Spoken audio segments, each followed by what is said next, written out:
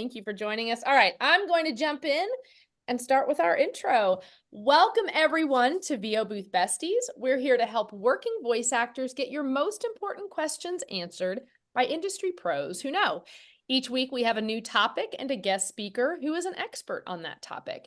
If you haven't joined our amazing VO Booth Besties Facebook group, well, you should.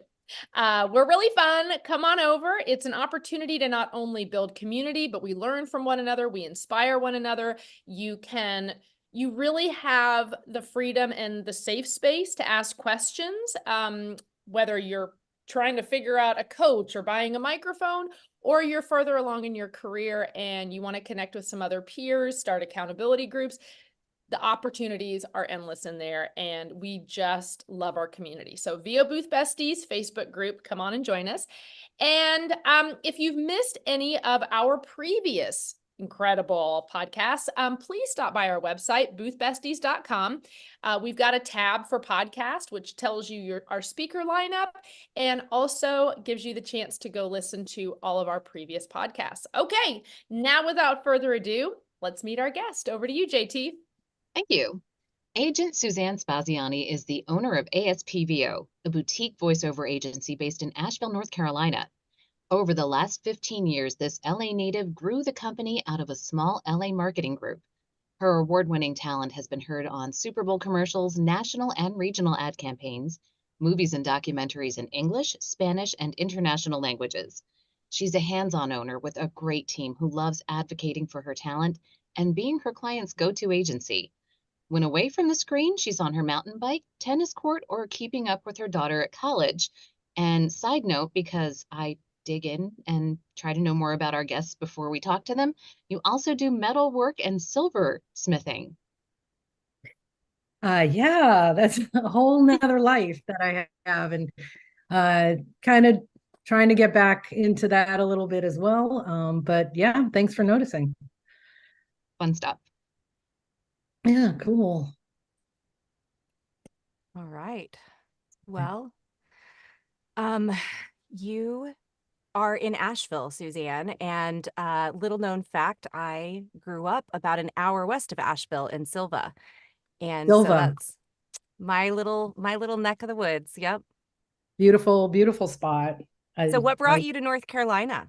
Well, interesting fact, I was in California and I was a metalsmith. I made jewelry and I was living in Sausalito on a houseboat, actually. And I found a school out here in Western North Carolina called Penland. And I went for a 2-month class and I just ended up staying 6 years and being a metalsmith and just living in the woods and what have you. Came back to LA for a while and then came back here. Ultimately had family and had my daughter grow up here, and now she's off to college, and it's just a sweet little spot. And lucky that this industry kind of through multiple layers, I parlayed into this world out of the metal smithing, jewelry making world. And it's always been remote for me. And so I'm kind of the agency in the cloud, and that's helped me represent talent on all coasts. Kind of started as an LA base when everyone had to go into studios for 80% of the jobs. And if you didn't go into the studio, you had ISDN, top of the line studio at home, and probably put a lot of money into it. And, we're making a fairly good living off of voiceover, and everyone else, into the studio, and that was the norm. And now, I mean, there's been an interesting transition, of course. And this industry has gone through so much. I've run this for 16 years, and it has gone through metamorphosis, but of course, nothing like the past, the COVID years. Everyone, is at home. It's the norm now, which is great. I mean, wow, it opens up, and the technology also has come along so fast that you can have a great studio at home for not multi thousands of dollars. Actually, when people start, I say, you could start for a couple $100, just to start talking, and then grow from there. But then it comes with the other side. Everyone has a good voice, everyone can talk, everyone can do it, and so the pool has become so much greater. And competition is tough, and I like to do this and talk to talent because I understand, first of all, it's a very lonely business. And that's why I love the besties. This is the greatest idea. I love it because so many people, and I was just telling Jen and all of you before that, so many people come to me, they're not quite ready, but they need help. They need feedback. They need a community. Agents don't have time to help you. I mean, to a point, yes, you have to have a relationship, but you have to hit the ground running. You have to be ready. And before that, you should do everything you can to get in front of people and any kind of practice. And if you get jobs, great, and you build. And so I like to do this talk to kind of talk to those people who are trying to transition. So they know what would be expected from an agent. So you're ready. The last thing you want to do is go to an agent and not be ready. The first impression, is the lasting. And so, yeah, that's what I'm here for, really. This is what I like to discuss. Inside, I could just talk about this. I can take questions. Well, we've got I don't know quite a how few many for you. Okay. In fact, I think we had 47 comments in our Facebook group. So lots of Not people have all? questions. Okay. Well, let's just jump right in with Great. tell us about ASP VO Talent Agency. Like, Okay. it's a special voice, right? A special voice project. Special voiceover. Yeah, a special project voiceover. A special project. That's what it is. I threw the voice in there. Project. There we go. So tell us We did about a what lot, kind of work you do. Yeah, so we did a lot. In the beginning, we really grew our town because a lot of people were in the middle, either like, must join or going FI-Core or kind of finding another avenue for non-union.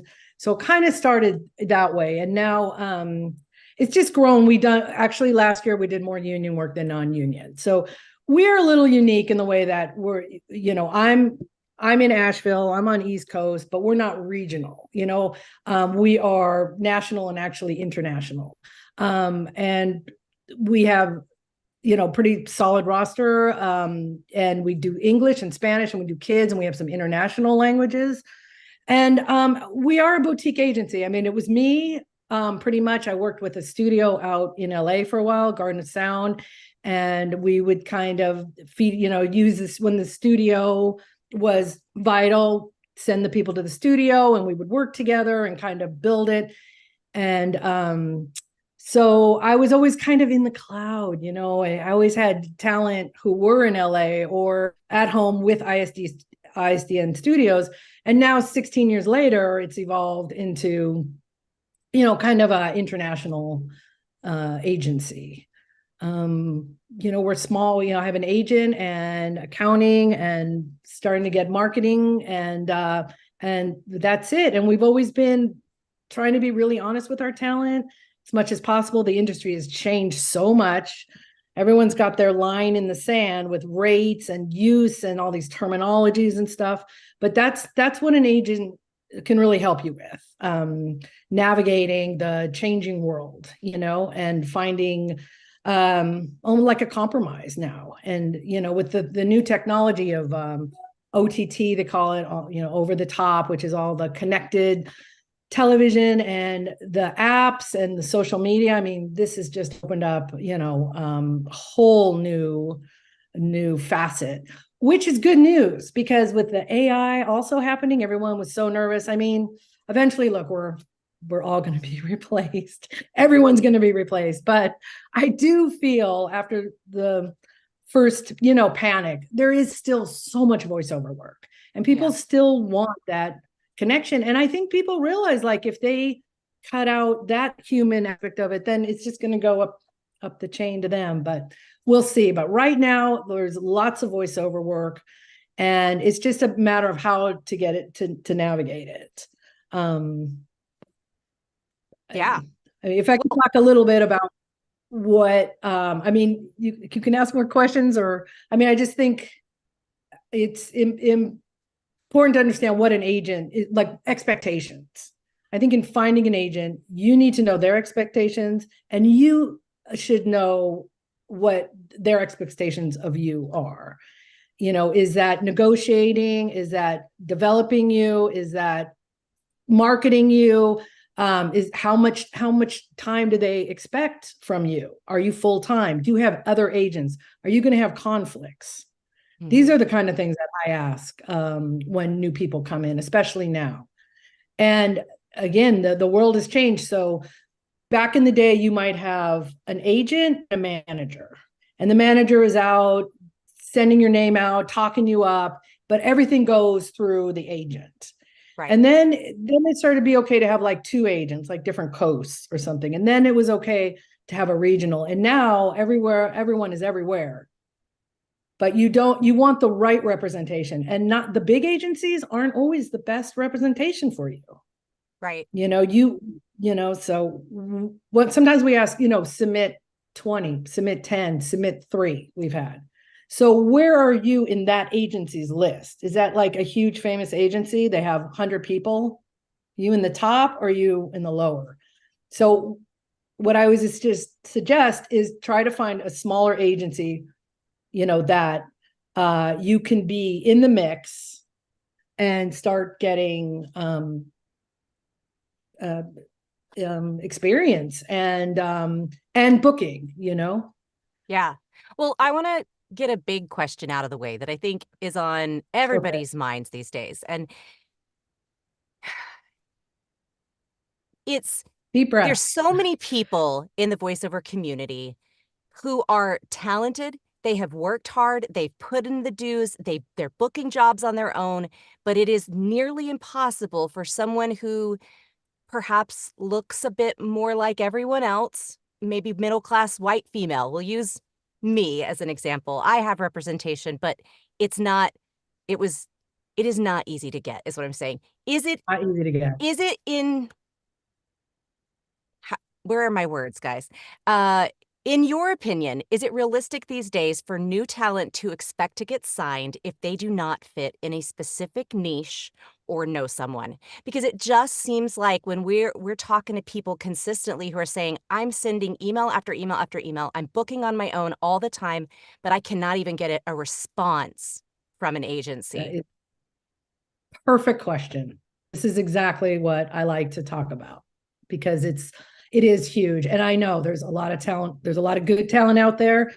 And, we just get inundated. We get inundated, and all the time. So this is exactly what I like to tell people that catches my eye. Okay. Every agent is different. This industry, like every job is different. They might have, different rates, different use. They might have a different way to record. They might have a different way to pay. They might, on and on and on. Every job almost is unique. And that's what makes it so crazy, but then so exciting too. So every agent is going to be different. And what I think at the end of the day, it's your relationship. I could have a talent who is maybe on their way up. They haven't booked, but I like them, I like them. I can have a talent who I think is good and they don't book, but like, I'm not going to get rid of them because I like them. I have a relationship with them, and so, you don't want to be friends with your agent, or, you know what I mean? Like, that's not your angle. Your angle is to be professional. I think what catches people's eye is, I know it's hard to put it all into like one question, but at the end of the day, it's your connection. So let's talk about, how do you get a connection to an agent? So you go to, a conference or something. First thing, don't walk up and say, do you need talent? It's like, no. Can I give you my business card? Yeah. So, I think the first step is just to make that connection. And, I want be sincere. No one likes phony people, and it comes out at the end. And if you just playing the game, first of all, I suggest to the agents that you want to apply to, look at their website, look at their feel, try to get a feel for them, stalk them on social media, which I hardly have any, but I don't know, get a feel. And then if you know someone who's in that agency, That is the best. Talk to them about them, how many jobs they get. I mean, they might be your competition. They may not want you to be there, but you guys have a good community. And I think you could, get referrals or just get insight on them or what they do. And that, like, for me, that's a really good way. Hey, so-and-so referred you, or I've seen your website and I feel like I connect. And you just trying to connect on a human level. Cause if you just say, hey, are you accepting applications? It's like, no, not really. There's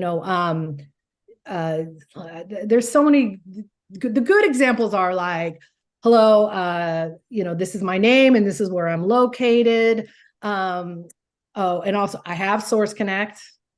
You have to have Source Connect now. You have to, and we can talk about that too. I don't know what level people are at, but like, you just have to have it. You don't, at least be very familiar and be ready, like next day ready, so you do a trial, figure it out. And then, but anyway, Source Connect, I like to know where people are from and what kind of availability. Then the next question I'm going to ask is, how many agents do you have? Oh, I don't have any agents. Okay, that's good. That's a plus. You have to remember. I think ideally 3 agents, good, and maybe 1 peripheral is more than enough. And if you have more than that and you're not booking, you need to find a new agent. You need to find a new agent, or you need to practice more or take more lessons or do something, stir it up.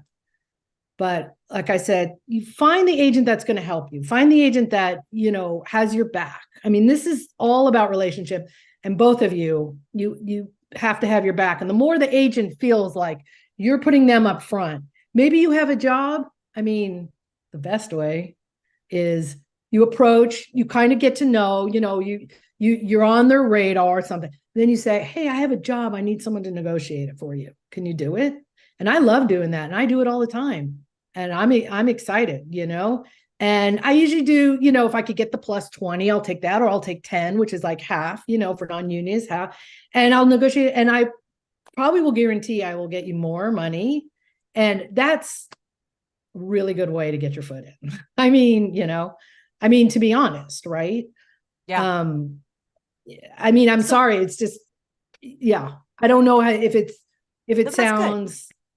So in a harsh, nutshell, I'll just sum it up a little bit. You shouldn't probably be approaching representation unless you have a demo, have booked some work, and have Source Connect and a setup home studio that's ready to go. Yeah. And then you're establishing relationships, trying to get to know agents first, and then you're reaching out, or you're looking for people within their organization who have already have that representation to try to get them to connect you. Right? Yeah, that's a really good start. So let's say that someone has done all those things and they are now you are soliciting talent for your agency, you specifically. And what is your process when you receive an email or I think you have a submission form on your website, right? So what process do you go through to decide? Okay. Again, I'm a little unique and we're a little boutique. And so we kind of do what we can do. And like end of year, I've been going through, all these submissions because, sometimes we just can't get to them. Sometimes we're not sure. Even with referrals, I mean, sometimes we don't always have time or we don't have space. But there'll come a moment, and again, it just kind of has to catch your eye, something has to happen. I mean, sometimes, and I'd say this lightly, sometimes, you follow up and maybe a phone call, but again, it's like, if you catch me at the right moment, if I don't answer the phone, I may not call back. It's so timing. And so, but I think what goes a long way too is like the interest in that particular agency. If I get an email and CC'd, like, don't ever CC on anything. Don't ever CC on anything. BCC. Oh, I see what you mean. Yeah. On emails. Like, you have let's say you have 5 agents, let's say, and you're booking out. Don't CC all your agents. BCC your agents. Anyway, that's another conversation.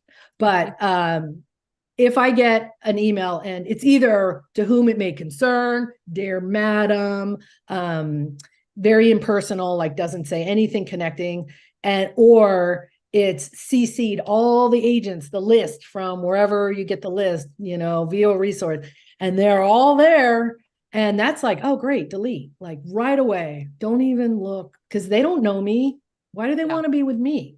I want people who want to be with me. Again, every agency is going to be a little different, but I could see, like, now they want something from you. I mean, some of the agents are going to want you to produce money. Some agents are going to want you to bring money. There's some agencies that want percentage of what you make on your own too. I mean, and this is really important. The expectation point is that you need to understand what they're going to take, what they expect of you, and then you're going into a contract. Some have contracts, some don't. Some say it out. Some might say, I'm your exclusive agent. You might like, no, I don't want that. Some say, you have to pay a certain percent. I don't know, whatever their terms are, you have to say that. Also, commission can be different. Sometimes it's like non-union typical is 20%, right? So mostly I get the plus 20, right? Like added on pretty much all the jobs. If it's not there, we ask, we push for it. But sometimes they're doing plus 10, sometimes they do plus 15, and sometimes they do, it's included. Like we're including everything, And so we make it 20 and that's it, And some agencies put in the agency and then take 20, some take 20 and 20, but that's so you have to understand that you have to expect that, right? That's right. And you can agree or not, and then you have to say, find out how many auditions am I going to get? If I'm in your roster, like I find it amazing when I talk to people and they have 5, 6, 7 agents. And then they say, well, that guy only sends me an audition every 3 months. I'm like, that doesn't sound like a good fit to me, So find the ones that you're going to meet expectations. Maybe you're a part-time person. See, that's another thing. Like I want people, this is it. I mean, of course, everyone has their side or whatever you want to call it, you work in, but you have to be available. First of all, we turn auditions over in 1 day or less. Like we're just moving them through. Even if we have more time, we're in and out because we got another one coming. So you got to do a 1-day turnaround auditions. And then, availability. I mean, if you can't do noon, I hope you can do 1 or something. But if it's a session, it's understandable. If it's, certain things, again, it's the relationship. So if I understand someone's circumstance, then I can work around it.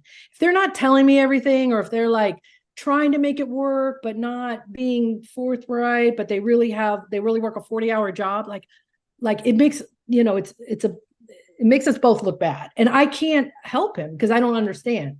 So with my time, like I want to know what's going on, and then, we can work with it. But more and more and more, we need people, who, are doing this really, again, that top tier of talent, professional, have a home studio, are available all the time. They're hustling, they're doing it. Also, they do things like, and this happens a lot more than I would like, but sometimes, we do a job and then the client reaches out to the talent. Now that everyone's at home, they have access to everything, before, they go to a studio, they might not have all their personal information, but, now they do. But, so, the talent saying, hey, forwarding this email I got, and then, we're back into it. All that stuff makes people move up to the top of the tier, Right. So it's trusting. And then, there's just funny things. And I go more into this. I'm going to be in Atlanta, and, I'm talking more and more about things that are going on, and funny stories, and, and things that people do that we can't believe, and maybe they wouldn't even realize it. And we try to be frank, and, I'm pretty honest, and I try to give, and have maybe called hard conversations, to be honest with people. This is what I was doing this all day yesterday, is talking to people who haven't really booked for a while, and like, let's talk about it. Like, are we a good fit, or what's going on in your world? Like, maybe you need to be in the besties. Maybe, you need to coach. Maybe you need to, you got to hustle this business, in so many ways. So, yeah, is that, that's great. I think I made, the points of like, you're answering all sorts of questions in that. It's great. Okay, good. Right. Well, I think that what we're getting here is it's so important to establish a relationship with your agent, to know before you even sign with an agent whether you feel like they're going to be a good fit for you. I know with my agency, I Totally. I wasn't booking for a little while, and so I sent them an email and I was like, "Hey, is there something that you think I could do to improve?" And they were like, "No, you're being shortlisted all the time." I didn't know that until I reached out and asked. I didn't know they were even submitting me, right? And so for them to come back and be like, "You're doing well, you're being shortlisted. Don't do anything. Stop coaching." She literally said, "Stop coaching. Just keep doing what you're doing." And that was what I needed to hear in that moment. And I think you just have to have that kind of a relationship. That's important. We're going to do just a quick little commercial here for Studio Okay. Bricks because they Oh, are our nice. sponsor. Okay. And I'll tell Oh, you very guys, good. I don't know how it hit you in Asheville, but we had this huge, crazy storm roll through this week. Oh, yeah. Okay. Massive storm. I'm standing outside my studio. I actually took a video because it was so crazy. My trees are whipping around. It was so loud outside. Rain just pouring down. I stepped into the ground and like sunk 3 feet. No, I'm just kidding, but 3 inches into the mud. Like it was bad outside. I walked in and I was able to do a session with a major company through my agency in that storm because of my Studio Bricks. And I would not have been able to do that with the way that the noise was if I didn't have this space. So I love Studio Bricks. I feel like it's been a really great investment for my business. We actually have a giveaway right now. A part of our giveaway is I think it's a $500 coupon or $400 coupon towards a Studio Bricks booth, which they rarely give discounts. So if you're not on that registration for that giveaway and you've been thinking about a Studio Bricks, go get on it. And I'm going to turn the time over to JT. She's got some questions for you and we'll move on. Thank you. I'm actually going to kind of shift a little bit since we're in a new year and the trends are changing all the time. We want to know what you're seeing for 2024. Are we shifting a little more away from the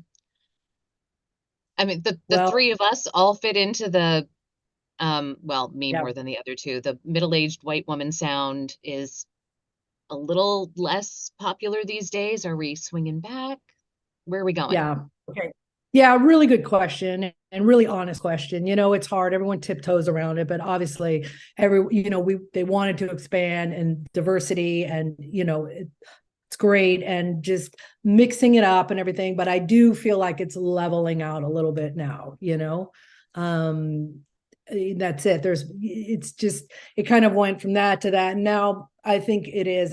And sometimes they do one version and they do another version. So that's interesting. Like we're on a campaign that has two different markets. I'll put it that way, And yeah, I mean, I know it's tough. That 30 to 45 group, 30 years to 45 is tough. I mean, I have to, that's our most impacted, and that's probably if someone does apply, like that's really hard. I mean, not saying that you have to be that age or you can't age up or age down, but it has to sound authentic. And I don't know what to say, but it's a very competitive group. I mean, for sure. Yeah. But I think there's more opportunities. Yes. I mean, the word for next year is political. Right. Ooh, the good, the bad, and the ugly. But that's, so then they're going to want everybody. And that's a different kind of session too. Like as a talent, if you say, I do political, you can't, you can pick a party, but you can't pick a script or, you just have to read what they put in front of you. And so, you have to decide, like, are you going to do this or not? Plus it's a very fast turnaround. So you have to be that kind of talent that's, pretty much available, like within the hour or something, or, maybe half a day, but, they have an ad and then the opponent wants to get back at them and then they want to get back at them and then they're just kind of flying at each other or whatever, and they change and then they go away. I mean, they're fast and furious, but Yeah. Anyway, just thought that mention that for this year. Yeah, for sure. Another thing that we hear from both sides, because we've interviewed quite a few coaches and have them in the group and commenting on things. In your opinion, how important are the specs? Are you a stick to it or a toss it out the window? Yeah, such a good question. Again, the nature of the beast is every job is different. So now every casting person is different, every producer is different, every creative is different. And some creatives are, let's just say, young, new, fresh. So they're in their 30s and they say 50s and they're thinking 70s, Right. or they,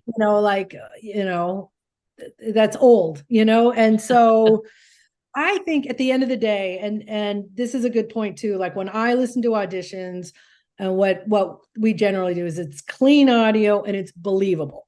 Okay. So if someone's outside the spec, but it's a believable read, we might submit them. And I think for a talent, you shouldn't go so far off the cliff, like something, I'm trying to think of I don't something that's just way out of your wheelhouse. It doesn't sound believable, right? So don't submit that. But I think if you can give a good believable read, yeah, why not? Because who's to say what 35 sounds like? Who's to say Right. what, this or that, regional accents.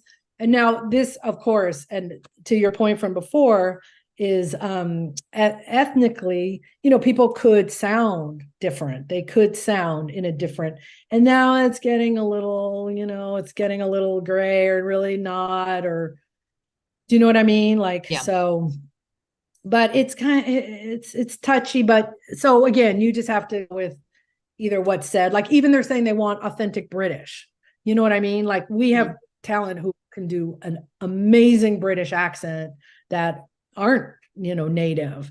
And so they just want to cast a native person, So again, like, Indian, like that kind of accent too, unless it's like charactery. Right. Does that help with Yeah, that absolutely. Yeah. specs? So that It's kind of leads just me into my next question. Give us your top 3 tips for the voice actor walking into the booth. walking into the booth. Mm-hmm. Well, confidence. You mean like for a session or for an audition or? If they're going in to record an audition, like what are the top 3 things that you want to hear in that audition that they're sending you? Okay. Well, I want to hear clean audio, pretty clean. And I think people need to reach out through this group or through others to engineers and say, how does that sound?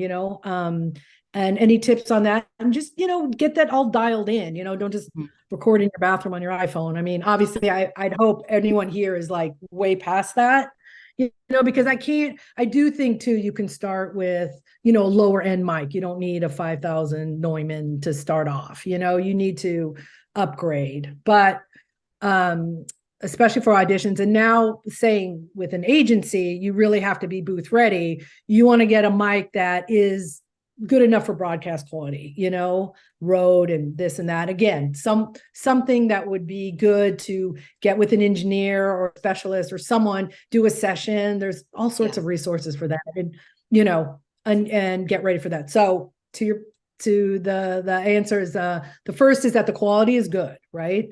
And then the audition, follow the directions. Oh my God, follow the directions. Again, every job different. Slate, don't slate on the end, slate on the top, label. If we ask you to label a certain way, there's a reason.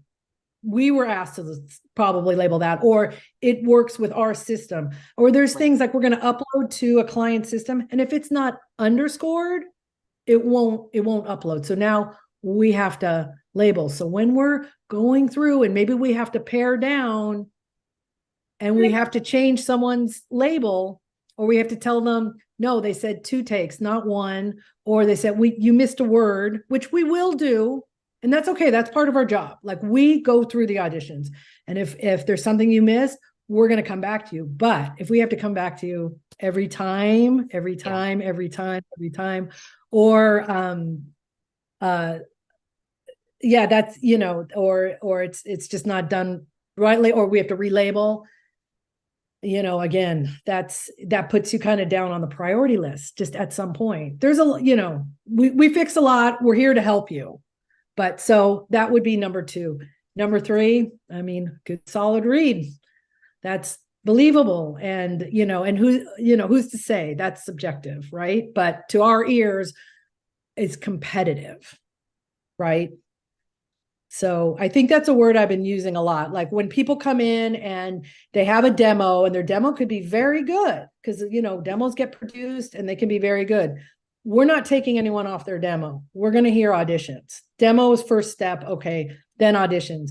If we don't hear that believable read that we heard on your demos, yeah, no. And, you know, it's the competitiveness. Like, I try not to have 100 talents submit for something I'm going to submit 20 on. I try to keep it a lot closer, because there's some people, you know, who are not going to submit. They're not available. Maybe they have a conflict. Maybe it's not right for them. Maybe, who knows, you know, no sé qué. Who knows? They're not going to submit. So, you know, we try to submit everyone who is clean audio and all those things, try to get everyone in. But sometimes, you know, they're just not, you know, they don't sound top 20, you know, so, and that's okay. But after a while, then they're going to have to work on it. And if they're never being submitted, that's when we have a talk. You know, maybe you need to get some more training, or maybe, you know, find another agency that is not as competitive, you know, and it's just an honest conversation, you know. And that goes back to what you were saying earlier about having that relationship with your agent. You know, the people on your roster who are gonna best fit those specs or give you the best read to be able to submit them for the job. So it's not going to be a cattle call. They're not sending it out. You're not sending it out to 100 people on your roster, where some of those bigger agencies, you know, are just gonna, okay, you check off all these boxes, here you go. Yeah, and that's true. I mean, there's some talent go, God, I get things for, you know, an 18-year-old boy or something, like way off. I mean, sometimes, you know, we will include someone in the specs because they're kind of on the edge of it, like, you know, 30 to 45, even though they're younger or they're older, we might, or whatever, you know, and they can decide, or we'll give them something like, okay, if it's not for you, you can just delete because it's a kind of an accident, or, you know, something that's a little odd, or maybe it's singing and we don't know. And, you know, so stuff like that. But yeah, if you're in an agency and they're just sending you a million things that have nothing to do with you, then, you know, they might not know really who you are. And so that's, you know, I love knowing, like, talent are like, ooh, I really want to do this, or I want to do narration, or I really want to do animation, or I really want to do, you know, and they're like specialized, and they like, I want to know that, you know, you speak Swedish. I want to know that, yeah, you can sing, or that you do play for baseball, you know, all these little things that if someone comes along and says, hey, do you have someone who does this, you know, then I can put you forward. So I want to, you know, again, it's the relationship. That's what it comes down to. And I think it's a great idea to check in once in a while, you know. I can tell you, I don't know, 3 things that we don't like, if you want to hear that. Yeah, like, you asked me what you want to hear. You want to hear what we not want to hear? Yeah. Okay, well, tread lightly. No, I mean, I love my talent. I you know, we try to have people that we like and we respect and whatever. But one thing we don't like is when, you know, like, it's like almost like they don't trust us. Like, we say, okay, are you available, you know, the Wednesday at 2 p.m., 2 to 5 p.m. Like, yes, I'm okay. We're like, okay, hold, we'll let you know. And then they write back like, okay, holding, but can we book, or let me know if you know, hear anything. And it's like, or, you know, that's fine. Okay. And then, like in 2 hours, they say, well, have you heard anything? Or in the next day. And we said, like, we'll get back to you. Like, we got your back. Like, we got you. We're not going to not tell you information that you need to know. You know, sometimes, like, you know, the rates, like, we're not sure, like, we have a booking and we're like, okay, they're sorting it out. They don't know, you know, they're scrambling, writing copy. They don't know exactly the breakdown, but we kind of have, you know, we had an idea with the audition, like, you know, the rates and what the scope was, but maybe things are changing, and, you know, if talent like keep asking, like, we're like, we got you, like, we're going to take care of this for you. So it's amount of like over asking to where it just sounds like you think, I don't know how to put it, like, we're not doing the job, or we're holding back information from you. Like, we're on your side. Like, we you know, don't call us, we'll call you. Yeah, but I mean, we're in pretty good, we're, you know, we don't drop things, like, we're in pretty good communication, you know. Or okay, another thing is not paying attention. So we have an audition, and so we're saying everything that we know. We're saying everything we know that you need to know. I mean, believe me, we're giving you all the information we can. And then, we'll say we're working on rates. And then someone, replies, say, well, what are the rates? Like we're working on, like, or, not paying attention also to the auditions, like not reading it over. And I know sometimes they're very wordy. And I caught myself, I did this too. And I got a casting, sent me a casting, and it was like a really weird, like a long session, like 8 hours. And, we don't do 8 hours. And so I wrote back and said, oh, I don't know about that session. Do you, really? And then the next email up, it says, update to the hours. And then I thought, oh my God, he answered that question. So, pay attention. And sometimes we miss something on an audition, but then we resend it out. And then, yeah, people ask and ask and ask. And so it's just like paying attention to the details, and we're working we want you to make the most money. I mean, you make the most money, we make the most money. I mean, it's not like we're holding back or trying to, like hold back on a thing. And I mean, we in non-union, a lot of it's negotiable, and we kind of know like what the going rate is. Like, we don't want to lose a job, and that's, again, a whole nother conversation too. And as a talent, sometimes like you have to, like when we put the audition out, we've already reviewed, we've looked at it, we've deemed this like, okay, this is worth it. We pass on stuff that's too crazy, ask for too much, too low of a pay. It's clear they don't know really what they're doing. Like they're, we try not to. We go back, we ask questions before we send it out. That's, another thing. We try to get clarification if they don't have the agency. Like, we do all this work before you even see it. So it's like, trust us that, that we got your back, and then review everything, and then submit how it's asked, even it's asked different from the one you just got an hour ago. Yep. Because we have a different person. So those kind of things.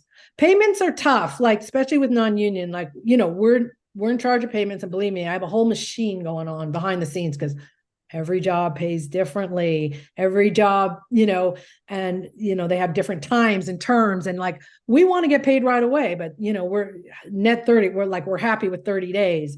And, some of them go longer and longer and longer. And I could tell you some horror stories.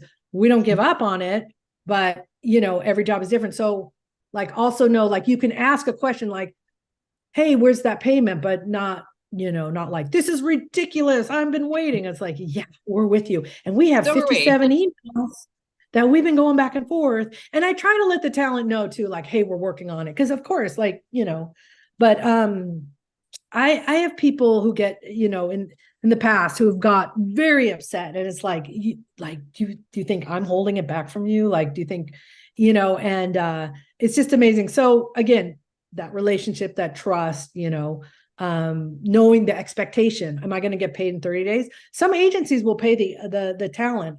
I'm not sure if that's true anymore, but they'll just pay out like every 30 days or something. I mean, we can't do that. Like, we pay when we're paid right away, and we have a whole system, and we have a track, and we have a whole thing. And, I mean, it's good. Like, we have our way to do it. So, things don't get like through the cracks. Cause that's another thing, like as a talent, you have to keep track of your stuff. And obviously if you work on your own and you're negotiating the jobs, but you got to find out like, how are they going to pay you and when are they going to pay you, and all that stuff, and have agreements and understand the expectations. So I can handle an agency that pays in 100 days. We don't like it. Sometimes PSAs pay, but we know they're going to pay. So we tell the talent, look, it's going to pay in like 100 days, but but you're going to get paid. But you're going to get paid. And we guarantee it. I mean, 16 years, maybe 2 that never paid. And they were like some individual person who, was just doing a weird project, not a big corporation. Oh, I go after payments too. Like, I won't let it sit. I have my little trick. So anyway, I guess some annoyances would be like, email is very interesting too. And I'm sure you guys know this because this is just part of life. But sometimes things are said in ways and we're like, like, is he upset? Is it like, are they coming after us? You know what I mean? Like, and maybe to the person they're just asking a question, but it comes off very aggressive. And that's just something that comes up with talent sometimes. It's like, well, do they not know that we're here, negotiating that? Or did they not read that we just said like, hey, we're working on this? Or did they, so, sometimes a phone call is good. I think if there's weirdness between an agent or something, like you can able to pick up the phone. But I would encourage you more to write emails and have a communication like softly, does that, I mean, I think that might be just the world we're in now, but those are some of the things that come up and we're just like, why are they, I don't know, talking, like, why is it coming across like this? It's The hard to golden read again, rule if you- applies. Yeah. Treat others But the way email's you weird, want to be right? treated. I mean, yeah. I want to turn it over to NJ because I know she's got a couple questions too. Hey, Suzanne. You are so full of information and so generous with what you're sharing, because that's one of the things that we're missing is a lot of times we just get these very high level explanations. And although I understand, you are speaking for you, I still think it's applicable. And I'm sure there's many other agencies that share very similar kind of process and vision that you do. So again, we really appreciate you. So when folks are reaching out, I mean, I assume email's the best. I mean, are you picking up the phone, talking to everybody that calls you? Yeah, no. Yeah. Well, again, it's kind of a timing thing, Okay. Once in a while, if I pick up the phone and, someone approaches me in the right way, I'll talk to him. And I started doing this kind of thing, like getting, teaching or doing workshops, because I'd get so many calls and they're like, hey, I'm a voice, someone said I have a good voice, or, I do little things, or I want to do it. How do I do it? How do I do it? And I kind of finally like narrowed it down to like 5 minutes of this and that. And then I kind of point them in different directions. And I'm like, you can follow up with an email. And then, I'm trying to figure out a good balance of like, how can I be an agent and how can I be an educator as well without crossing. So anyway, but I do get calls like that. And then, if they're good, I'll just have them send it in. And it's just, again, it's just a matter of timing or connection or anything. So you could call and they could be very cold, or you could call and just say the right thing. And it's so subjective. So I would say the first thing though is good is to email, try to come in with a referral, and also very important, connect with that agency. Like, hey, I looked at your roster and I wow, you have great talent. One thing, try not to say this is like, oh, I think I'm different, or like I'm better than your, or I'm, I that happened. I'm like, okay, bring it. And probably those are bold words, bold fighting words, so and tell me about when people do get into, they email you, they send you a demo or maybe samples. Do you care? Are you having talent do cold reads no matter what? Are you listening to their demo? Absolutely. Are you good with samples? Do you care about who produced the demo? Well, yeah, no, I don't necessarily know who produced the demo, but if it's a good demo, but I'm absolutely going to have to hear good reads. Now, if someone comes into me and says, okay, I'm with, this, like, I'm on this voice, I have this experience, like, they're good. Like maybe they're with a couple of the top agencies and they're working, but they're looking for a little extra angle. Then, and I vet them and I'm like, oh, I know who that is, maybe like right away. Before I would always, I'd vet to a certain point and then we'd get them on auditions, listen to the auditions, see what they're doing. And now I'm even taking it a step back where I'm having them read something first, because then that's really going to, I'm not, because also it was just a way for me to bring people in.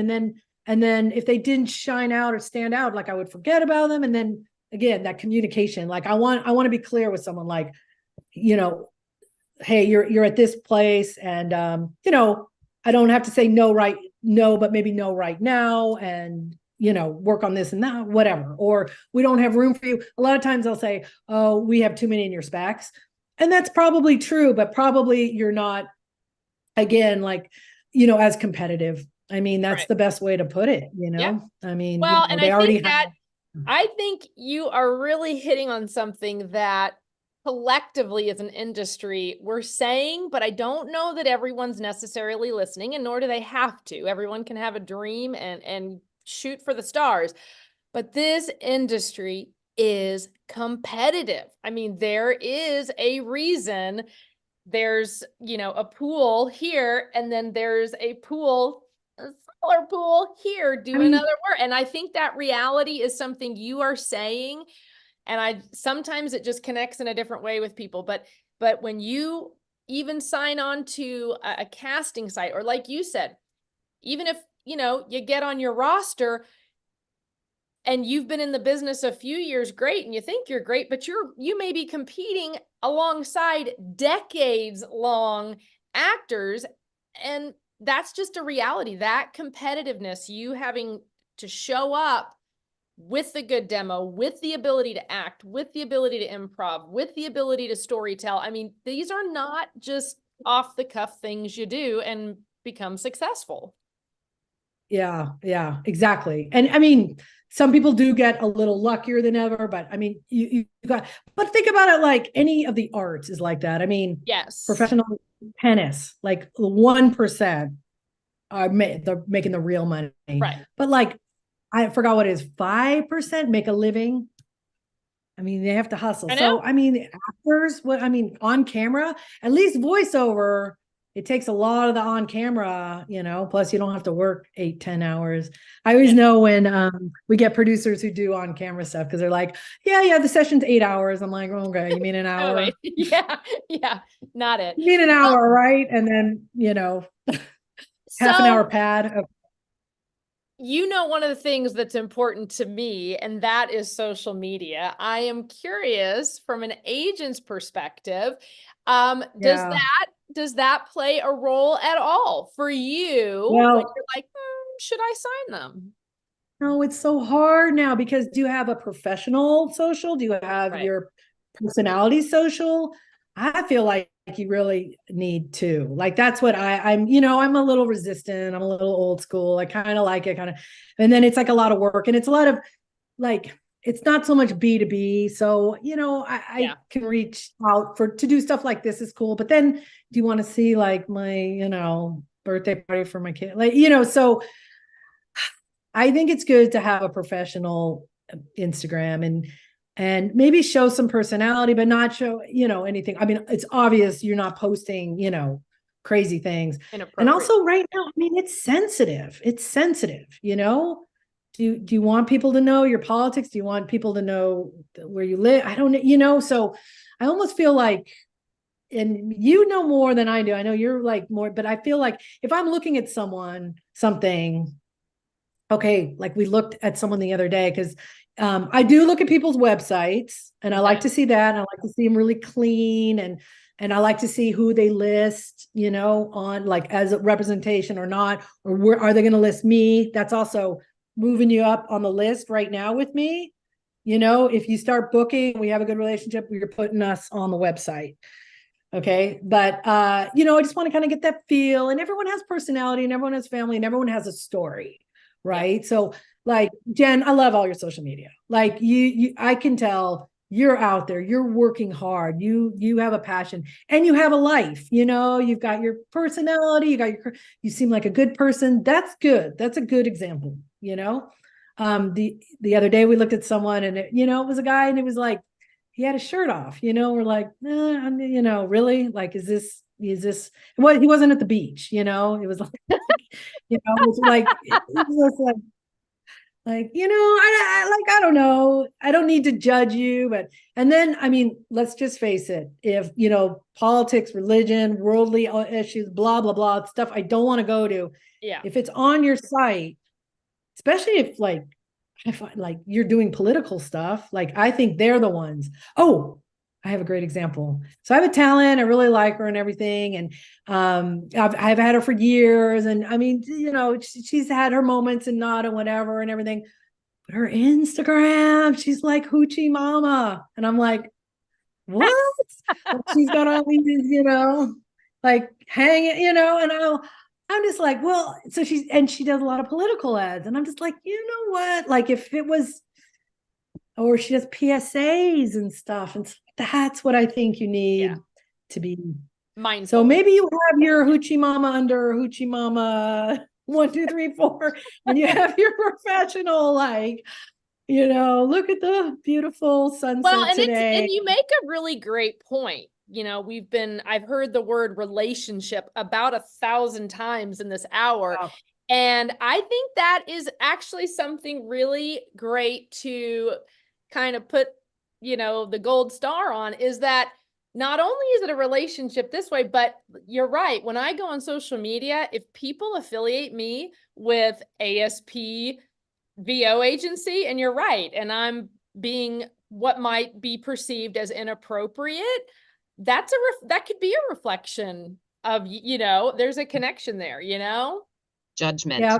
Yeah. Oh yeah. Use a filter. Yeah, absolutely. And you got to keep it cool, I mean, that's another thing, is like, if someone's giving us a hard time, and these are true stories. There's been people who are just like complaining, calling, like kind of divaing, and then I'm thinking, oh my God, what if he's like that in the booth? That can not only lose that job, but this huge relationship. I mean, that job is probably not the only job that I'm working with that agency. That's what my relationship is with that agency. That's that expectation. We know how they work. We know how they run. We know how they pay. We know how to give them auditions, how they like it, how it's labeled, blah, blah, blah, blah. We do all that because that's what they expect from us. And if a talent goes in there and is like, has issues, and we hear about it, let me tell you, we usually don't hear if it's good, but boy, we hear if it's bad. Or I don't know if it's happened to me, if they've disappeared, but yeah, I mean, sometimes something, you don't come back, and, you don't know exactly, and, you follow up. But I mean, for the most part, you want to keep that communication open to where, is there a problem? Because we've had problems, but they come to us and say, hey, look, we had this problem. And I'm like, wow. And then I smooth it over, or, I make it clear that that is not acceptable to us. It doesn't happen often, but that's the relationship that I have. Forgivable. And that's a good word too. And I'll just take a minute, because we have talent that are, for lack of a better word, forgivable. Like they're not submitting for a long time, because I know what's going on. They have a thing, there's something else going on. They've been a talent with me for 5 years. They book. They're great. They never, and then there's talent who, like, again, always have an issue, always have a problem. And so, if something happens bad like that, it's just like the nail, to where if another talent has a problem, they're forgivable. We're going to fix it. We're going to help them. We're going to, again, I mean, I only try to have good talent that I have good communication with, but that's great. So we're coming to the top of the hour. So will we see you at Atlanta, which I already know the answer. Yes. What are you speaking on? Do you have an excess? Okay. Like, tell us all the things. Yeah. So I'm doing a panel on on something on agent working with agents. I don't know. And then I'm doing like a quick breakout, like a 45-minute. So I encourage you, please come to that. I think that's open to everyone. And then I have a class, a workshop that's you pay for it. But I don't know if it's cool, if you're a bestie and you sign up, I will give you a pre or a post session, and I can look at your stuff and analyze you and look, Nice. I mean, if someone's ready to submit, if you're like, yep, just submit to me, but if you have to level up and you want to learn how to submit to not just me, but to other agents, or really, start, this is what I want. That's who I want. So will you be doing, will you be like provide scripts and they'll be able to do live reads and you'll give feedback? Is this real interactive? Yeah, I like to do that. And actually, I mean, I like it when I send the copy before, if possible, if you sign up before, and then you do some reads, and then I'll play them, because I feel too, it's so much more interest. You're in your booth, you have your headset on, you have your script, you're standing up in front of a class, or sitting in a room with fluorescent lights and no acoustics and no headphones. Yeah. I mean, not going to get a real read. I mean, okay, yes, but I feel like it's better. Plus, I think, and I could be wrong, it's a little boring to hear a group of, 10, 12 people cold reading.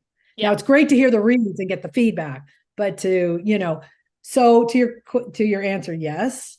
And then another aspect I like to do, that's an insider, is play the winning, the book, the audition, that job. If I can, if it's that. all, it's But aired I and think everything. that's where you learn. And again, you talk about, that's where you go, whoa, that's my competition. Like when you do realize what you're up against and what, kind of what your sound is and comparing. I think that's one, and I think that is worth paying for. We're always, AB and JT and I are always talking about feedback is the thing. You just put it out into the void, it feels like, your audition or whatever, and you don't always no idea. know. Yeah, how did I do, or where did I miss the mark? Or go ahead, AB. I would just add, it's always really helpful, Suzanne, to hear not just the audition that booked the spot, but the final spot. Because so commonly the audition is so different from the final spot. And it's evidence that auditions book based on how you connect, but sometimes that's not what the final, the spot will be da-da-da-da-da, like all exactly the opposite of what the audition was. And it's that to me is always really fascinating. So just as a side note, it's such a good point, because it's true. So many people go, what? That was not even what. So when you said how far do you want to go with the specs, as long as it's a good read, because who knows, that could change, right? And the read can change and everything. So yeah, that's what happens. Yeah.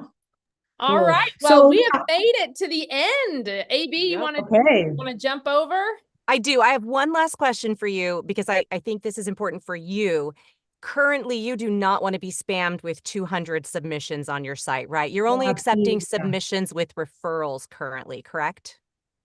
Yeah. And I would say right now is not a great time, but it's something like within some time, get familiar, do some things that I talked about. And like within a month, you email me and say, hey, I was on VOBB on 111, which we all know is the magic number, right?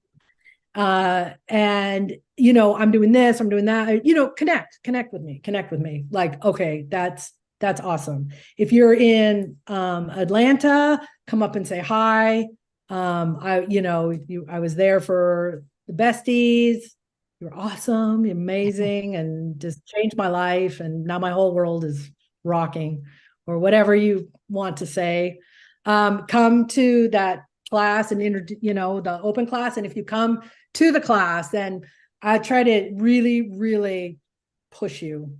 Yeah, I'm excited. I'm doing a lot of navigating and connecting with people too that can do stuff like an engineer that can direct and have that resource for people, just gathering resources. I just think I enjoy it, like teaching is a whole nother facet. And I know there's a lot of ways to, make a lot of money, but like I'm primarily an agent. And so like, I want to do this because I think it's so hard to get this information. And I want to give people like a fighting chance out there. Awesome. Well, we sure appreciate it. We like to ask our guests 3 questions just for fun, non-voiceover related. So number 1, what show or series are you binge watching right now? Oh God. Can I admit it? I still watch Friends. Oh, what? Can't go wrong with Friends. I don't know. It's like my little comfort place or something. Anyway, I love it. Let's see. All right. Anything else? Yeah. Okay. That's good. Yep. Friends is great. I think we can all relate to that. Give us your scenario for your dream vacation. Oh God. Well, I'm a traveler. So, what's next on my radar is, I'll just put it out there. I want to go to Vietnam. So awesome. That will be, so probably next winter or something like that. So you're not just dreaming it, you are planning it.